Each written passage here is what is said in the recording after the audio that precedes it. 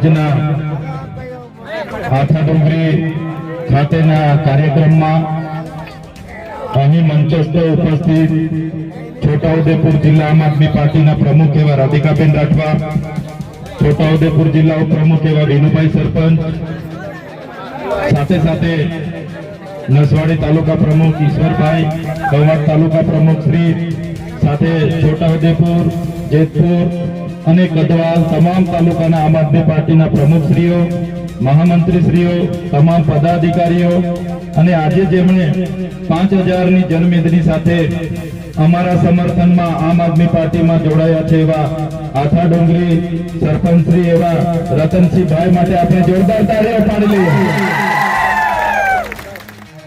સાથે સાથે ઘણા વર્ષોથી રાજનીતિમાં છે, જેઓ 3 વખત વિધાનસભા પણ લડ્યા છે અને પૂર્વ સરપંચ ડુંગરીના આપણા ભંગ્યાભાઈ રાઠવા પણ 3000 કાર્યકરો સાથે આપણી સાથે જોડાયા છે, જોરદાર તાળીઓથી વધાવી લે।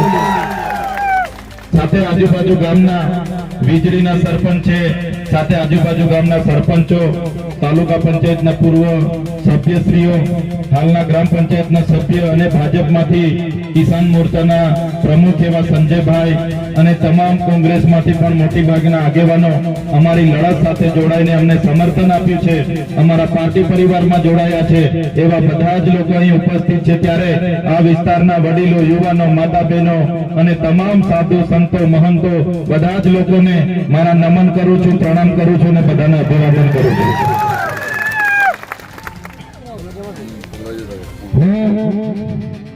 અહીંયા આવ્યો અને બાજુનું ગામ, થોડા દૂર ગામ વીજળી ગામે અમે હતા અને નસવાડી તાલુકાના, કવાંટ તાલુકાના 8-10 આગેવાનો મને મળ્યા અને 8-10 આગેવાનોએ કીધું, સાહેબ અમારા 28 ગામ હાઇડ્રો પ્રોજેક્ટમાં આ લોકોએ બારોબાર સંપાદિત કરી દીધા છે અને હાઇડ્રો પ્રોજેક્ટ આવવાનો છે। અમારા 28 ગામના લોકોને અહીંથી વિસ્થાપિત કરવા માટે સરકારે મન બનાવી લીધું છે। કલેક્ટર, એસપી, એમના પ્રાયોજના વહીવટદાર, એમના ડીસીએફ, એમનું ખાણ ખનીજ વિભાગ, એમનું જીએમડીસી, જીઆઈડીસી અમારે ત્યાં આવે છે પોલીસને લઈને અને અમારા ગામડા અમારા ખાલી કરાવે છે। ત્યારે 28 ગામના લોકોને કેમ છો? તમે 28 ગામના માત્ર નથી, તમારી સાથે 1,25,00,000 આદિવાસીઓ પણ છે। કોઈની તાકાત નથી અમારા આદિવાસીઓને અહીંથી ઉઠાડીને બહાર લઈ જશે। જે દિવસે આ ગુજરાતની ભાજપની સરકાર અમારા 28 ગામના આદિવાસીઓને ઉઠાડવા માટે આવશે, એ દિવસે ચૈતરભાઈ, રતનસિંહ, રાધિકાબેન રાઠવા, વિનુભાઈ રાઠવા, નરસિંહભાઈ રાઠવા, અમારા ભંજાભાઈ રાઠવા, અમે પહેલા દંડો ખાઈશું, અમે પહેલા ગોળી ખાઈશું, પણ મારા સાથીઓ તમે અમારી સાથે રહેજો, ભારતીય જનતા પાર્ટીની સરકારને ઉખાડીને ફેંકી દઈશું। અહીંયા ડેમો આવ્યો ત્યારે અમારા લોકોને વિસ્થાપિત કરી દીધા તમે, અહીંયા કોરિડોર આવ્યા અમારા લોકોને વિસ્થાપિત કરી દીધા, અહીંયા અંબા ડુંગરમાં અમારા લોકોની જમીનો લઈ લીધી તમે, અહીંયા નેરના નામે જમીનો લઈ લીધી। હવે તમે અમારા ગામોને હાઇડ્રોજન પ્રોજેક્ટના નામે ઉઠાવવાની વાત કરો। એ ભૂપેન્દ્રભાઈ પટેલ હોય, હર્ષભાઈ સંઘવી હોય, એમને આ પવિત્ર ધરતી પરથી ચેલેન્જ કરું છું, અમારા 28 ગામના લોકોને હાથ લગાડી દો, અમારા 28 ગામના લોકોને હાથ લગાડીને બતાવો અમારો ઇતિહાસ, બિરસા મુંડા ભગવાન, તાત્યા મામા, રાજ્યા નાયક એમના વંશજો છે। જે દિવસે અમારા આદિવાસીઓને હેરાન કરશો એ દિવસે આ વિસ્તારમાં આર પારની લડાઈ અમે કરવા માટે હવે તૈયાર થઈ ગયા છે। જ્યારે આદિવાસીઓને જાગૃત કરવાનું કામ અમે કરીએ છીએ, અમારા લોકોની અસ્મિતાની વાત કરીએ છીએ, અમારા યુવાનોની રોજગારની વાત કરીએ છીએ, આદિવાસીઓની વાત કરે એટલે આ સરકારને ગમતું નથી। આ ભાજપની 30 વર્ષની સરકારે મને દબાવવા માટે, મને તોડવા માટે એક વાર જેલમાં નાખી દીધો, બીજી વાર જેલમાં નાખી દીધો, ત્રીજી વાર જેલમાં નાખી દીધો અને મને દબાવ્યો, ભાજપમાં લઈ જવા માટે, તોડવા માટે મને ડરાવવામાં આવ્યો। પણ ભૂપેન્દ્રભાઈ પટેલ, હર્ષભાઈ સંઘવીને પણ કહેવા માંગુ છું, આ ચૈતરભાઈ વસાવા આદિવાસીનો દીકરો છે, એ ડરવાનો નથી. કરારા જવાબ મિલેગા, કરારા જવાબ. સમય આવશે, કરારા જવાબ આપીશું અમે. હમણાં 30 તારીખે કેવડિયામાં દેશના વડાપ્રધાન મોદીજી આવ્યા. 31 તારીખે મોદીજીનો એકતા પરેડનો કાર્યક્રમ હતો અને આ લોકો 15 તારીખે ડેડિયાપાડામાં નરેન્દ્રભાઈ મોદીજીને ફરે ચૈતરભાઈ વસાવાની લડતને દબાવવા માટે લઈને આવે છે. લઈને આવે એનો મને જરાય વાંધો નથી. અમે વડાપ્રધાન શ્રીને મારી ધરતી પર આવકારીએ છીએ, પણ જે પ્રકારે એ લોકો અમને દબાવે છે કે તમારે 15 તારીખે વડાપ્રધાન સાથે વડાપ્રધાનના હસ્તે ભાજપમાં જોડાવાનું છે અને એ લોકોએ કીધું કે અમારો ટાર્ગેટ છે તમને 15 તારીખે વડાપ્રધાનના હસ્તે જોડી દઈશું, નહીં તો જેલ જવું પડશે. ત્યારે ભાજપના નેતાઓને કહેવા માંગુ છું, તમે 15 તારીખે અમને જોડવાની વાત તો દૂર, તાલુકા જિલ્લા પંચાયતની ચૂંટણી આવતા હતા તમારા 1 લાખ કાર્યકરોને હું આમ આદમી પાર્ટીમાં જોડી દઈશ.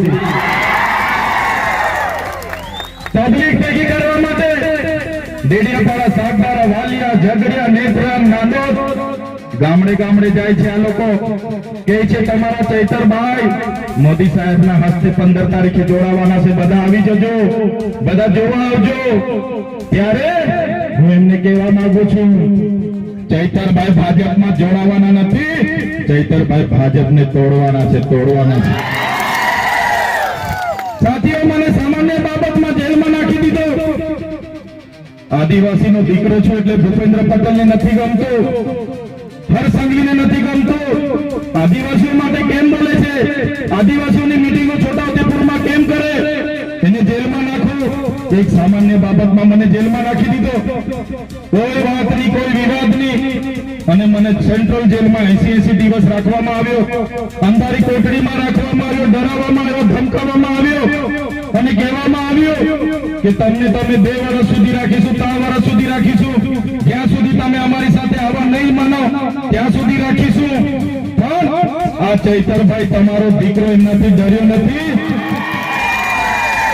અને તમારી બધાના આશીર્વાદથી, તમારા બધાના સહકારથી, તમારે બધાની પ્રાર્થનાથી, ઉપરવાળાની દયાથી, કુદરતની મહેરબાનીથી આ ચૈતરભાઈ વસાવા આજે છૂટીને તમારી વચ્ચે આવીને ઉભો છે. તમારો બધાનો હું ખૂબ ખૂબ આભાર પણ માનું છું. ત્યારે સાથીઓ, હું નાનો માણસ છું, અવારનવાર ભાજપમાં લઈ જવા માટે દબાણો કરે, ભાજપના ના જઈએ એટલે જેલ કરાવે, ખોટા કેસ કરે, પરિવારને જેલમાં નાખે, અમને હેરાન કરે.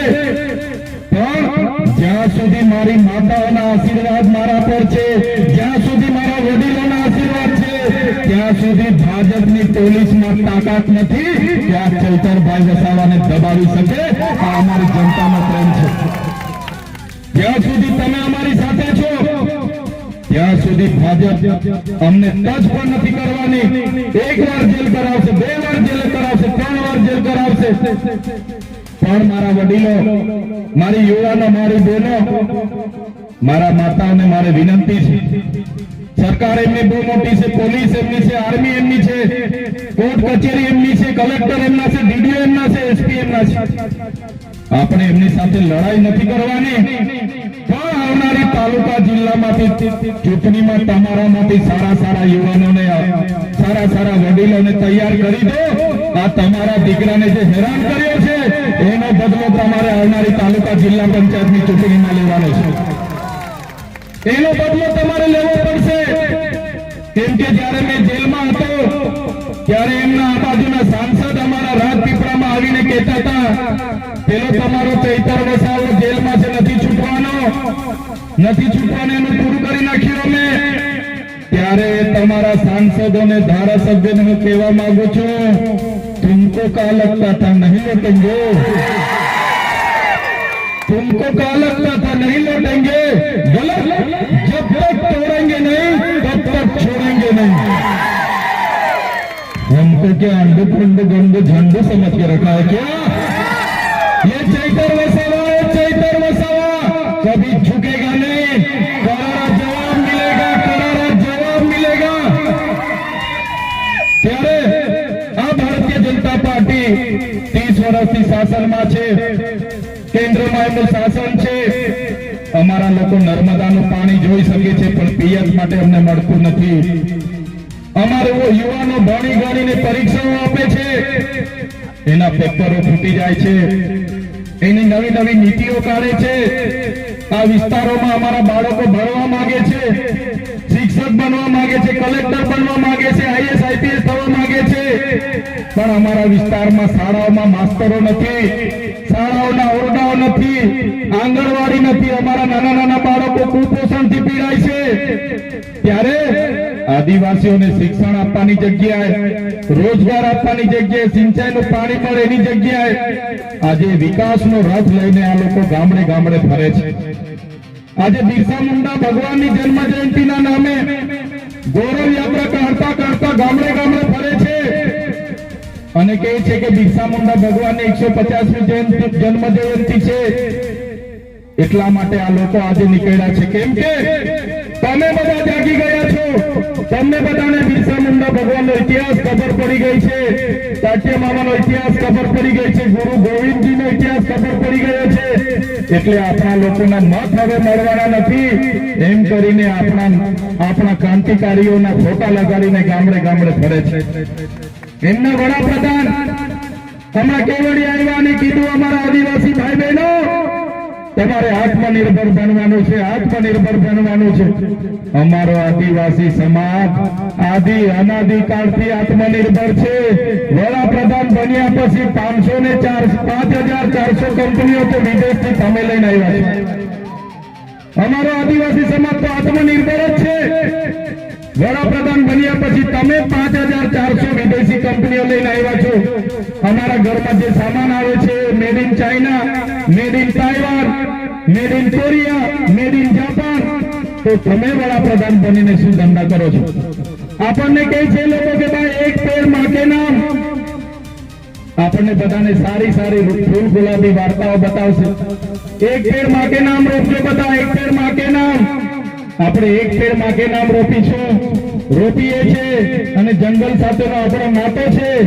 એક પેડ માં કે નામ કરી કરીને આ લોકોએ આખું જંગલ અદાણી કે નામ કરીને આ લોકોએ આપી દીધું છે. આખું જંગલ અદાણી કે નામ કરીને આપી દીધું છે. હમણાં જળ જંગલ જમીન આપણી પાસે જેટલું હતું એટલું તો આ સરકારોએ એમના ઉદ્યોગપતિ અદાણીને અંબાણીને આપી દીધું, ટોરેન્ટોને આપી દીધું. હવે આ આપણા દેશના વડાપ્રધાન 15મી તારીખે ડેડિયાપાડા આવે એના પહેલા દેવ મોગરા માતાજી ક્યાં છે, એનો વિસ્તાર કેવો છે એ જોવા માટે જવાના છે.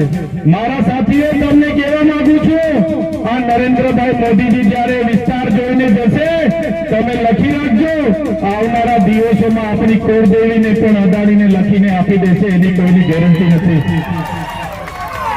કેમ કે આ વ્યક્તિ જ્યાં જાય, જેનું દર્શન કરી આવે, જેને જોઈ આવે, એ પછી રિલાયન્સ ને આપી દે, ટાટા ને આપી દે, અદાણી ને, બિરલા ને આપી દે. ત્યારે આપણી માતાજીના રક્ષણ કરવા માટે પણ આપણે તૈયાર રહેવું પડશે. ત્યારે તમે વિચાર કરો, જો વડાપ્રધાને ભગવાન બિરસા મુંડાની 150મી જન્મ જયંતિ ઉજવવાની જ હતી તો એમનું જન્મસ્થળ ઝારખંડમાં રાંચીમાં આવ્યું છે. જો આખા દેશનો ગૌરવ યાત્રાનો કાર્યક્રમ હતો અને ભગવાન બિરસા મુંડાની જન્મ જયંતિ તમારે ઉજવવાની હતી તો ભગવાન બિરસા મુંડાનું કર્મભૂમિ, જન્મભૂમિ ઝારખંડની રાંચીમાં આવેલી છે. તમે ત્યાં જઈને આખા ગુજરાતને, આખા દેશના આદિવાસીઓને સારો સંદેશો આપી શકો. પણ ડેડિયાપાડામાં આવીને ચૈતરભાઈની વિકેટ પાડવાનું જે તમે આયોજન કર્યું છે, આ આદિવાસી સમાજ જોઈ રહેલો છે. આવનારા દિવસોમાંથી આખા ગુજરાતમાંથી તમારી વિકેટ પાડી દેવા માટે અમે તૈયાર છીએ. અમે આંદોલનો કર્યા, આદિવાસી જાગૃત થયા, એટલે આ લોકોને થયું કે હવે આદિવાસીઓ તો જાગી ગયા છે. ધીરે ધીરે ચૈતરભાઈ સાથે જવા લાગ્યા છે, આમ આદમી પાર્ટીમાં જોડાવા લાગ્યા છે. ગોપાલભાઈ ઇટાલિયા, ઈસુદાનભાઈ ગઢવી, અરવિંદ કેજરીવાલ સાથે જવા લાગ્યા છે. એટલે એ લોકોએ આખું મંત્રીમંડળ બદલી નાખ્યું. ત્યારે અમારા સરપંચો અને અમારા વડીલો જે પ્રકારે કહે છે કોઈ ભેંસ ઓછું દૂધ આપે તો એના ખીલા બદલવાનું નથી રહેતું, ભેંસ બદલી નાખવી પડે છે કે નથી નાખવી? ત્યારે આ લોકો મંત્રી બદલે છે, પણ મારા તમામ આગેવાનો, તમામ વડીલોને, માતા બહેનોને કહેવા માંગુ છું, આવનારા દિવસોમાં આપણે મંત્રીમંડળ બદલવાનું નથી, આપણે આખીને આખી સરકાર બદલી નાખવાની છે. આ લોકો તૈયાર છો બધા? સરકાર બદલી નાખીશું, સરકાર બદલી નાખીશું, પરિવર્તન લાવીશું, પરિવર્તન લાવીશું, પરિવર્તન લાવીશું.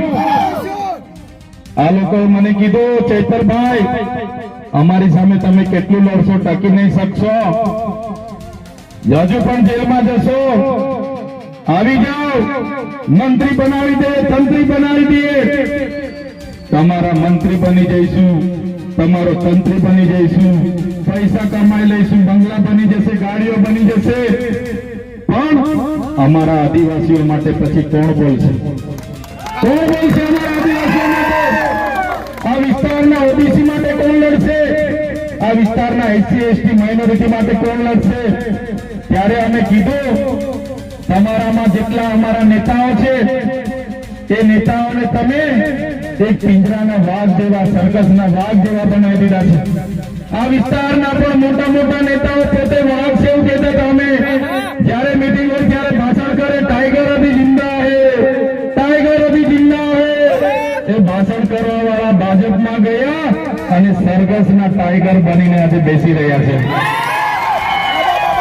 સર્કસના ટાઈગર બનીને બેસી રહ્યા છે. ઉપરથી જેટલી ચાવી ફેરવે એટલું રમકડું ગાય, એટલી જ ભજન એ લોકો ગાય છે. ત્યારે સાથીઓ, આ તમારો દીકરો, આ ચૈતર વસાવો એમના સર્કસનો ટાઈગર નથી બનવા માંગતો, જંગલનો ટાઈગર બનીને સ્વતંત્ર ફરવા માંગે છે. જંગલનો ટાઈગર બનીને અમે બધા સ્વતંત્ર ફરવા માંગીએ છીએ. આ બધો ઇલાકો અમારો છે. અમારા નસવાડીના એક કાકા ધારાસભ્ય છે, સિનિયર ધારાસભ્ય. નસવાડીમાં આજે અમારો પ્રોગ્રામ હતો. કાકાએ અમારા સરપંચોને ડરાવ્યા અને અમારા પ્રોગ્રામ નથી અહીંયા પ્રોગ્રામ રાખી દીધા. ત્યારે કાકાને કહેવા માંગુ છું, આજે ચૈતર વસાવાને નર્મદામાંથી તળી પાર કરી દીધા છે, ત્યાં જવા નથી દેતા. આજે દરિયાપાડામાં પ્રવેશ બંધી છે. તમે નસવાડીમાંથી અમને કહેશો કે અહીંયાથી નીકળી જાઓ, પણ અમે આ ચૈતર વસાવા અમારી ટીમ અમારા લોકોના દિલોમાં રહીએ છે અને લોકોના દિલોમાંથી તમારી ભાજપની સરકાર અમને ક્યારે કાઢી નથી શકવાની, ક્યારે કાઢી નથી શકવાની. એનો પણ જવાબ આવનારા દિવસોમાં આપીશું.